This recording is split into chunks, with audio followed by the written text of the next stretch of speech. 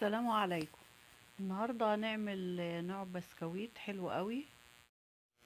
مقاديره بسيطة جدا وسهل خالص، هتعمليه وانت واقفة في دقايق.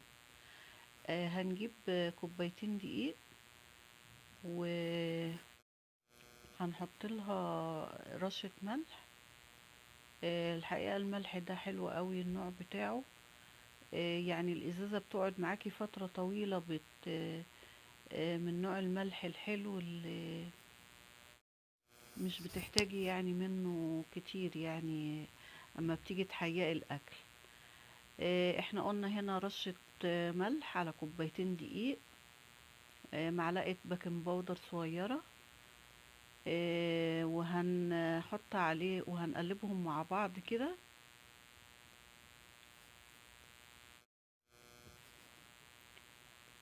الحقيقة الوصفة دي انا خدتها من شيف نجلاء الشرشابي. وعملتها وعجبت الولاد قوي قوي، لدرجة ان انا يعني هنا ده مقدارين مش مقدار واحد، يعني دول 4 كوبايات دقيق. فهنا هيبقى المقدار انا هقول لكم اللي هو مقدار الكوبايتين، يعني علشان لو انت حبيتي تعملي تضاعفي. الكوبايتين دقيق عليهم نص معلقة صغيرة ملح او اقل شوية، معلقة بيكنج باودر، معلقة، هنحط معلقة صغيرة سمسم، معلقة صغيرة ينسون. وهنحط ربع كوباية زبدة بحرارة الغرفة، يعني لا تكون سايحة ولا تكون جامدة قوي. وربع كوباية عسل اسود.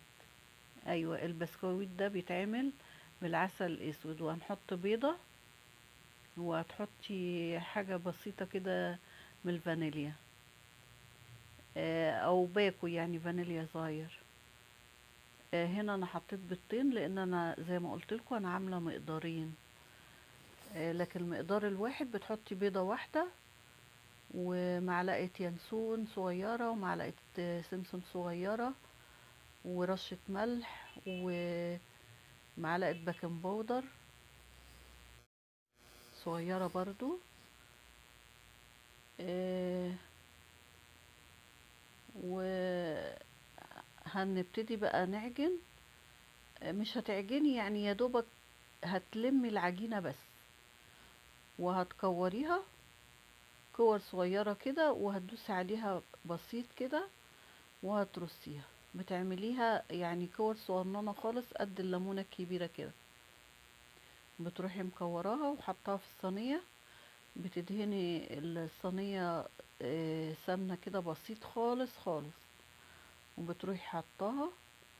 والتسوية بتاعتها بسيطة جدا. بتحطيها على الرف الثالث على درجة حرارة 180. متاخدش يعني اكتر من 10 دقايق. وبتشوفي بتشوفي ال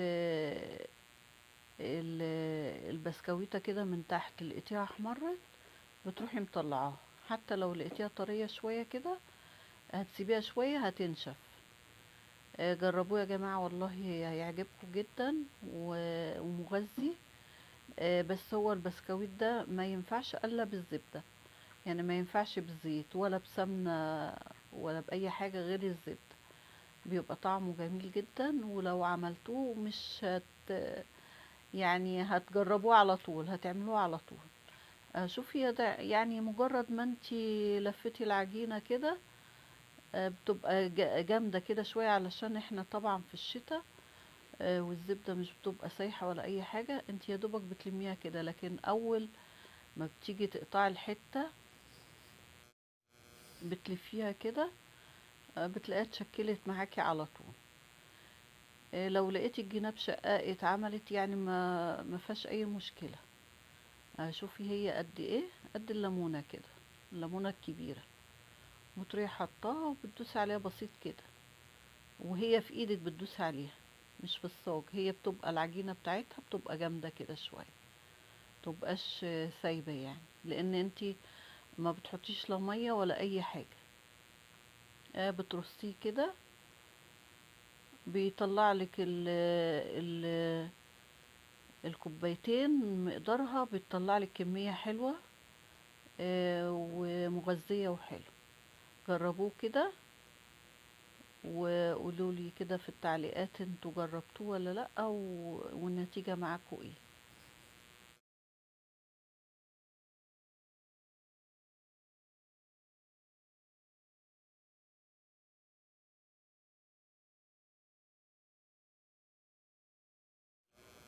يبقى هنقول كده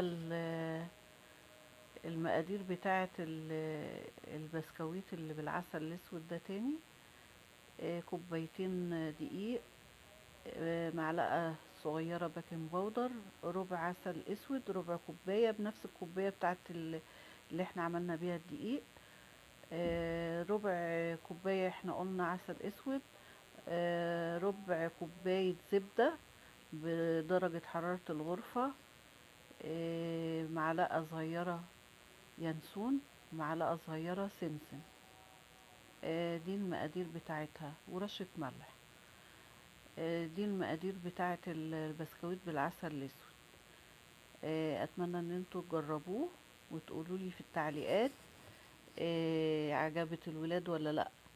هي يا دوبك يعني انتي مش بتاخد منك، وانتي واقفة بتعمليها في 5 دقايق.